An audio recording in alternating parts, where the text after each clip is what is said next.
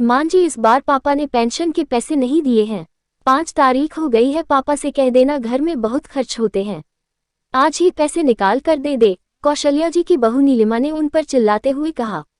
बहू, इस बार तुम्हारे पिताजी ने हम दोनों के घूमने के लिए टिकट करवा लिए हैं। हम दोनों घूमने जा रहे हैं, इसीलिए इस बार पेंशन के पैसे तो नहीं दे पाएंगे। बहुत ही हिम्मत करके कौशल्या जी अपनी बहू से इतनी सी बात कह पाए, लेकिन जैसे ही उन्होंने अपनी बात खत्म की, नीलिमा चिल्लाते हुए बोली, क्या तुम दोनों घूमने जा रहे हो? शर्म नहीं आती है? बुढ़ापे पर घूमते हुए चुपचाप से घर में रहो जैसे बूढ़े लोग रहते हैं। घर के एक कोने में पड़े रहो, रोटियां खाते रहो और घर में पड़े पड़े घर की रखवाली करते रहो। और इससे ज्यादा तुम्हें क्या चाहिए? इस बुढ़ापे पर घूमने जा रहे हो। घूमने के चक्कर में कहीं बीमार होकर आए तो समझ लेना, मैं तो तुम्हारी सेवा नहीं करूंगी। पड़ी रहना एक कोने में। आने दो तुम्हारे बेटे को, अभी शिकायत लगाती हूँ कि कितना फालतू का खर्च करने लगे हैं दोनों बुढ़े बुढ़िया। हम दोनों से पूछे बिना तुमने घूमने का प्लान कैसे बनाया?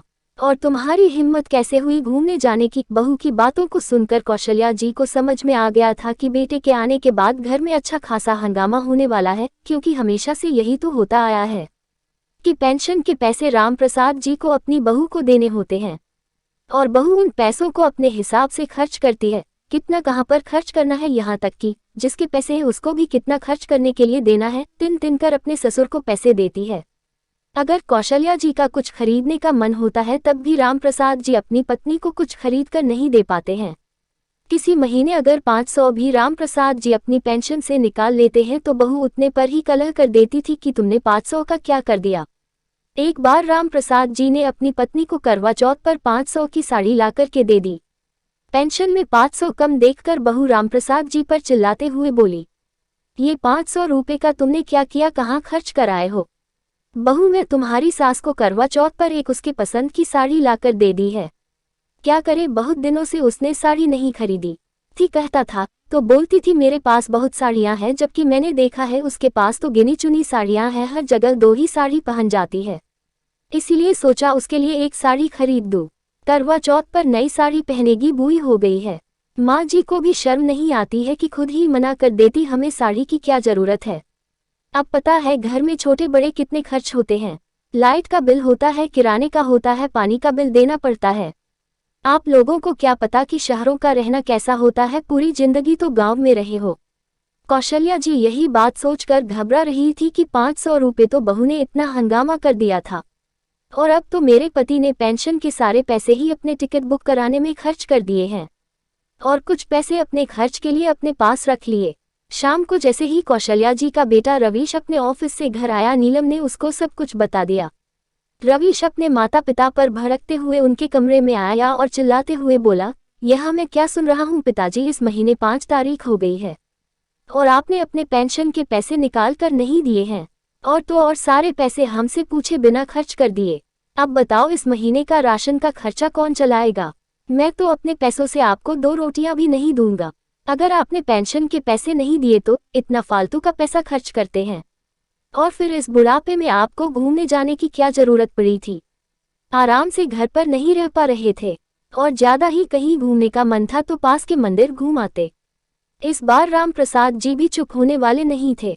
उन्होंने भी पक्का मन बना लिया था कि आज अपने बेटे को अच्छे से सुना कर रहेंगे। हमेशा अपने बेटे की सुनते आए हैं, हमेशा अपने बेटे बहू की बातों को सुनकर चुप हो गए हैं, लेकिन आज वह चुप नहीं होंगे। रामप्रसाद जी भी अपने बेटे बहू से कहते हैं, क्यों बेटा, हमारा घूमना तुम्हें दिखाई देता है पर अपना घूमना नहीं दिखाई देता। जो हर रविवार को तुम दोनों पिक्चर देखने जाते हो, बाहर ही खाना खाकर आते हो, हम दोनों घर पर ही खिचड़ी बनाकर खाते हैं।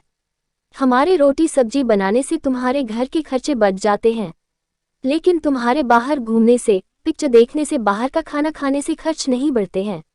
अपने लिए तो खूब खर्च करते हो और हमारे लिए जरा सा भी खर्च हो तुम बताने लगते हो। और भूल गए क्या, अभी 2 महीने पहले ही तुम और नीलम गोवा घूम कर आए हो। तुम दोनों और 2 बच्चे, 4 लोगों के हवाई जहाज की टिकट का कितना खर्चा आता है ये जानते भी हो। तुम साल में 4 बार बाहर घूमने जाते हो। हमने तो तुम्हें कभी नहीं रोक टोका कि तुम कहाँ जा रहे हो, क्यों जा रहे हो, इतने पैसे क्यों खर्च कर रहे हो। फिर आज जरा सा पैसे खर्च करके हम घूमने जा रहे हैं तो तुम्हें इतनी तकलीफ क्यों हो रही है? पिताजी, मैं आपसे पैसे मांग कर खर्च नहीं करता हूँ। अपने पैसे खुद कमाता हूँ और अपने पैसे से घूमने जाता हूँ, दमकते हुए रवीश ने कहा। तो मैं कौन सा तुमसे मांग रहा हूँ? मैं भी अपने पेंशन के पैसे से ही घूमने जा रहा हूँ, मैंने तो तुमसे मांगे नहीं। पिताजी का जवाब पाकर रवीश गुस्से से तमतमा गया कि वह माता पिता जो हमेशा उसकी बातें सुनकर के चुपचाप से कमरे में चले जाते थे, आज उसको इस तरह से सुना रहे हैं, उसे बिल्कुल भी पसंद नहीं आ रहा था। ठीक है पिताजी, अगर आपने घूमने का प्लान बना लिया है तो इतना समझ लीजिए, इस घर में मैं फोकट का आपको नहीं खिलाऊंगा। खर्चे के लिए पैसे देंगे तो ही आपको रोटी बनी हुई मिलेगी, नहीं तो नहीं मिलेगी।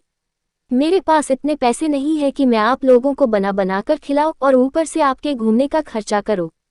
इतना कहकर बेटा कमरे से निकल गया। लेकिन बहू भी कम न थी, अपनी सास को सुनाती हुई कहती है, देख लिया तुम्हारा बेटा कितना दिन भर मेहनत करता है, वो तो तुम्हें दिखाई नहीं देता, पर जरा सा हम घूम आए तो वह तुम लोगों को दिखाई दे रहा है। यह नहीं दिखाई देता कि घर में बहू बेटे हैं, दो नाती पोते हैं, उनके भविष्य के लिए कुछ पैसे बचा कर रखे, खर्च करने में लगे हुए हैं। बुढ़ापे पर तुम्हारे दिन है घूमने की, चुपचाप से घर पर रहो। अगर कहीं बीमार हो के आ गए तो समझ लेना मैं तो तुम्हारी सेवा नहीं करने वाली हूँ। इतना कहकर बहू भी अपने कमरे में पैर पटकते हुए जाने लगी तो राम प्रसाद जी अपनी बहू से कहते हैं, बेटा घर में रहकर तुम्हारी सास क्या काम नहीं करती है? सारे काम तो तुम उससे करवाती हो, क्या तब वह बीमार नहीं पड़ती है? आज घूमने के नाम पर तुम कह रही हो बीमार हो जाएगी। राम प्रसाद की बात सुनकर बहू गुस्से में मुंह फुलाकर कमरे से निकल गई। कौशल्या जी तो अपने बहुत बेटे की बातों को सुनकर के एक कोने में बैठी रह गई, उनकी आंखों में आंसू है। उन्हें समझ ही नहीं आ रहा है कि क्या करें। थोड़ी देर बाद कौशल्या जी अपने पति से कहती हैं, सुनो जी, हमें लगता है कि हमें अपने घूमने का प्लान बदल देना चाहिए, नहीं तो बेटे बहू घर में हमें 2 रोटी भी नहीं देंगे। बहुत मुश्किल हो जाएगा घर में रहना। सुना कर हमारा तो घर में रहना ही दूभर कर देंगी दोनों। राम प्रसाद जी अपनी पत्नी को समझाते हुए कहते हैं, तुम चिंता करो कौशल, मेरे होते हुए अब तुमसे कोई कुछ नहीं कहेगा। जितना कहना था कह लिया। तुम्हें पता है 2 महीने पहले दोनों गोवा गए थे, पूरा 1 लाख खर्च करके आए थे, और हम जरा सा खर्च कर दे तो दोनों हम पर गुस्सा करते हैं, हमारे लिए 500 पर भी कलह कर देते हैं। ये तो बहू बेटे की अच्छी बात नहीं है। ऐसे हम उनकी गलत बातों को कब तक सहते रहेंगे? किसी न किसी दिन तो हमें बोलना ही पड़ेगा, वरना वह तो हमें इस तरह से दबाते ही चले जाएंगे। कौशल्या जी उसे दिन को याद करती है जिस दिन उनके पति ने कहीं बाहर घूमने की इच्छा जताई थी। तो कौशल्या जी ने भी कहा था, हाँ घूमने का मन तो मेरा भी होता है, लेकिन क्या करें, इतने सारे बंधन हैं घर में, इतने सारे काम है, छोड़कर नहीं जा सकते हैं। अगर कहीं गए तो बहू बेटा गुस्सा हो जाएंगे। और आज सच में वही हुआ। जब उनके बहू बेटों को घूमने की बात पता चले तो घर में दोनों ने बवाल काट दिया। राम प्रसाद जी अपनी पत्नी से कहते हैं, कौशल्या, मेरी एक हार्दिक इच्छा है, मैं जब बचपन में हवाई जहाज को आसमान में उड़ता हुआ देखा था तो उसमें बैठने का बहुत मन करता था, लेकिन तब तो मैं बैठ नहीं पाया क्योंकि मेरे माता पिता के पास इतने पैसे ही नहीं थे। बड़ी मुश्किल से उन्होंने मुझे पढ़ाया लिखाया, तब जाकर मुझे नौकरी मिली। जैसे ही मुझे नौकरी मिली रवीश पैदा हो गया। फिर तो हम दोनों ने अपनी सारी मेहनत, सारी कमाई अपने बेटे पर खर्च की कि मेरा बेटा अच्छे से पढ़ लिख जाए, उसको अच्छा पहनने को दिया, अच्छा खाने को दूं। उसकी पढ़ाई में जितना भी खर्चा आए उसका मैं पहले से ही इंतजाम करके रखता था, कहीं मेरे बेटे की पढ़ाई में कोई कमी ना रह जाए, कहीं पैसों की वजह से वह आगे ना बढ़ पाए। इसलिए हमेशा अपने खर्चे को कट करके मैंने अपने बेटे को हमेशा आगे बढ़ाया है। जब भी उसने जितनी भी पैसे मांगे हैं मैंने उतने पैसे उसको दिए हैं, और एक तनख्वाह में बेटे को पढ़ना, घर के खर्च चलाना, बूढ़े माता पिता की देखभाल करना, ये सब कुछ किस तरह से मैंने किया है ये तो हम दोनों ही जानते हैं। बेटे को तो ये कुछ याद भी नहीं है। सोचा था कि बुढ़ापे पर आराम से रहेंगे, बेटों की जिम्मेदारी से भी फ्री हो जाएंगे, लेकिन बुढ़ापे पर तो बेटे ने हमारे ऊपर ही बंधन लगा दिए हैं, हर जगह आने जाने से रोक दिया है। इतना तो हम उसे समय पर भी नहीं बंधे थे जिस समय हमारे कंधों पर जिम्मेदारियां थी। आज हम अपनी जिम्मेदारियां से मुक्त हो गए हैं, लेकिन बहू बेटे हमें मुक्त होने ही नहीं देना चाहते। तुम रसोई में आज भी लगी हो और बहू मेरे सारे पेंशन के पैसे लेकर मुझे ही आंखें दिखती है। ये सब कुछ मुझे पसंद नहीं आ रहा है, तो क्या करें, अब हमारी यही किस्मत है, हमें ऐसे ही रहना होगा पूरी जिंदगी। कौशल्या जी उदास होते हुए कहती है, नहीं कौशल्या, मैं अब ऐसे नहीं रह सकता हूँ। मैंने कुछ सोचा है और उसको मैं करके रहूंगा। कौशल्या जी आशा भरी निगाहों से अपने पति की तरफ देखती हैं और कहती है, आपने क्या सोचा है? दूसरे दिन ही रामप्रसाद जी अपना और अपनी पत्नी का जगन्नाथपुरी जाने का टिकट करा लाए, वह भी हवाई जहाज से। रामप्रसाद जी को हर महीने 25,000 पेंशन मिलती है, जिसमें से उन्होंने 15,000 की टिकट करवा लो और 10,000 अपने पास खर्च के लिए रख लिए। अपनी पत्नी को आकर टिकट दिखाएं तो कौशल्या जी घबरा गई कि आपने पेंशन के पैसों को खर्च कर दिया, अब बहू क्या कहेगी? तुम चिंता मत करो कौशल्या, हम अपने बहू बेटों पर आश्रित नहीं है, हमारे पास खुद की पेंशन आती है। अब जो भी बहू बेटे कहेंगे मेरे पास हर बात का जवाब है, तुम्हें डरने की जरूरत नहीं है। दूसरे दिन सुबह सुबह कौशल्या की रसोई में जाकर नाश्ता बनाने लगे। सभी लोग नाश्ता कर रहे थे। कौशल्या जी ने अपनी बहू बेटों की तरफ देखा तो उनका अभी भी मुंह फूला हुआ है, ना तो वह उनसे बात कर रहे हैं ना ही उनकी तरफ देख रहे हैं। रामप्रसाद जी घर के माहौल को अच्छी तरह से समझ रहे थे। उन्होंने नाश्ता करने के बाद अपनी पत्नी से कहा, कौशल्या हम लोग घूमने जा रहे हैं, तो चलो तुम्हें 2 नई साड़ी दिलवा देता हूँ, क्योंकि घूमने जाएंगे तो कुछ कपड़ों की भी जरूरत पड़ेगी और मैंने भी अपने लिए 5 साल से एक भी नया कुर्ता नहीं लिया है, तो सोच रहा हूँ एक नया कुर्ता पजामा अपने लिए भी ले लूँ। रामप्रसाद जी का इतना बोलना था कि बेटे बहू तो पहले से ही भटके हुए बैठे थे। अब तो वह अपनी सारी हद पार करते हुए बोले, पिताजी अब हम आपको नहीं रख सकते हैं, आपने तो हद पार कर दी है, आप अपने रहने का कहीं और इंतजाम कर लीजिए। आपने तो अपनी सारी शर्म लिहाज बेच खाए है, बुढ़ापे पर घूमने जा रहे हैं, लेकिन हम सब यह नहीं देख पाएंगे। रामप्रसाद जी अपने बेटे से कहते हैं, बेटा हम अपना रहने का इंतजाम क्यों कर ले, ये हमारा घर है, इसको मैंने बनवाया था, मेरे सारे फंड के पैसे लगे, इस घर का प्लाट भी मैंने ही खरीदा था, तो इस हिसाब से तो ये घर मेरा है और कानूनी तौर पर भी यह घर मेरा है। हम कल ही घूमने के लिए निकल रहे हैं और 10 दिन बाद आएंगे, तब तक का हम तुम्हें समय दे रहे हैं कि इस घर को छोड़कर निकल जाना, अपना रहने का कहीं और इंतजाम कर लेना। रामप्रसाद जी की बात सुनकर के बहू बेटों के पैरों के नीचे की जमीन खिसक गई। उन्हें तो विश्वास ही नहीं हो रहा था कि उनके पिताजी कभी इस तरह की बात भी उनसे कर सकते हैं। इतने पर भी बहू को समझ में नहीं आता है।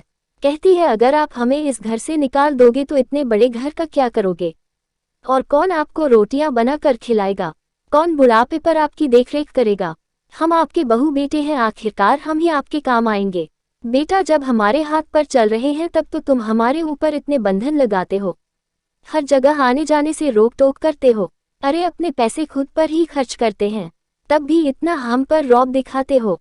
अगर हमें तुमसे मान कर खाना होता तब तो तुम हमें तरसा देते, भूखों को मार देते, एक पैसे के लिए हमें तंग कर देते। और रही बात बुढ़ापे पर देखने की, तो इतना बड़ा घर है, इस घर में 2 लोगों को मैं किराए से रख लूंगा और एक काम वाली लगा लूंगा, अपने पेंशन के पैसे से मजे से अपना बुढ़ापा कटूंगा, तो मेरे बुढ़ापे की चिंता मत करो। बहू बेटा अपने पिताजी का गुस्सा देख कर के दंग रह गए। रामप्रसाद जी अपनी पत्नी को लेकर मार्केट चले गए, 2 साड़ियां खरीद कर ले आए, अपने लिए कुर्ता पजामा ले आए। अब बहू ने कुछ नहीं कहा क्योंकि उसे समझ में आ गया था, अगर अब वह कुछ कहेगी तो उसके ससुर जी उसे सुना देंगे। दूसरे दिन ही रामप्रसाद जी को अपनी पत्नी के साथ हवाई जहाज में बैठकर जगन्नाथपुरी जाना है। रात भर हवाई जहाज के सपने उनको आते रहे, क्योंकि पहली बार वह हवाई जहाज में बैठ रहे हैं, अपने बचपन का सपना पूरा कर रहे हैं। सुबह दोनों लोग तैयार होकर के अपना बैग लगाकर आंगन में रख देते हैं और बहू बेटे को आवाज देते हुए कहते हैं, बेटा हम 10 दिन बाद आएंगे, तुम तब तक अपने कहीं रहने का इंतजाम कर लेना, जब तक हम आए तब तक घर खाली कर देना। इतना कहकर के रामप्रसाद जी अपनी पत्नी का हाथ पकड़कर एयरपोर्ट के लिए निकल गए। एयरपोर्ट पर प्लेन को देखकर वो बच्चों की तरह चहक रहे हैं और उनकी पत्नी तो हवाई जहाज को देखकर के इतना खुश हो रही है कि सच में ये तो बहुत बड़े होते हैं, आसमान में उड़ते थे तो लगता था छोटे होते हैं, इतने सारे लोग इसमें कैसे बैठ सकते हैं, लेकिन आज सामने से देख रही हूं तो पता लगा ये तो बहुत बड़े होते हैं। सच में रामप्रसाद जी का और उनकी पत्नी कौशल्या जी का हवाई जहाज का सफर एक सपने की तरह रहा। वो दोनों जगन्नाथपुरी पहुंचे, वहां पर जगन्नाथ जी के दर्शन किए, समुद्र के आसपास घूमने गए। वो उनकी जिंदगी के बुढ़ापे के सबसे अच्छे दिन थे, एक दूसरे के साथ बहुत अच्छा समय व्यतीत कर रहे हैं। समुद्र के किनारे बैठे हुए रामप्रसाद जी अपनी पत्नी कौशल्या से कहते हैं, कौशल्या, हम बूढ़े हो गए हैं तो क्या हमारे कुछ अरमान नहीं है? क्या हमारे बुढ़ापे के साथ साथ हमारी इच्छाएं और मन भी मर जाता है? क्या हमें अच्छा खाने की, अच्छा पहनने की, घूमने की कोई इच्छा नहीं रहती? क्या बुढ़ापा आ जाने से क्या लगता है हमारे आज के बच्चों को कि जिंदगी खत्म हो गई? ये तो भगवान का शुक्र है कि हमें पेंशन मिलती है। तो चलो, आज हमने अपने पेंशन की दम पर अपने बच्चों के सामने बोल पाए हैं। लेकिन मुझे तो चिंता उन माता पिता की होती है जो अपना सब कुछ अपने बच्चों पर लुटा देते हैं, बुढ़ापे के लिए अपने पास कुछ भी नहीं रखते हैं। फिर वह बच्चे तो अपने माता पिता को एक एक चीज के लिए परेशान कर देते होंगे। कैसे वह अपना बुढ़ापा काटते होंगे। हाँ, आप सही कह रहे हो, आज आपको पेंशन मिल रही है, इसीलिए आज आप अपने सपने को पूरे कर पाए हो, वरना जगन्नाथपुरी तो बहुत दूर की बात है, हमारा बेटा तो अपने पैसों पर हमें मथुरा वृंदावन भी न ले जाए।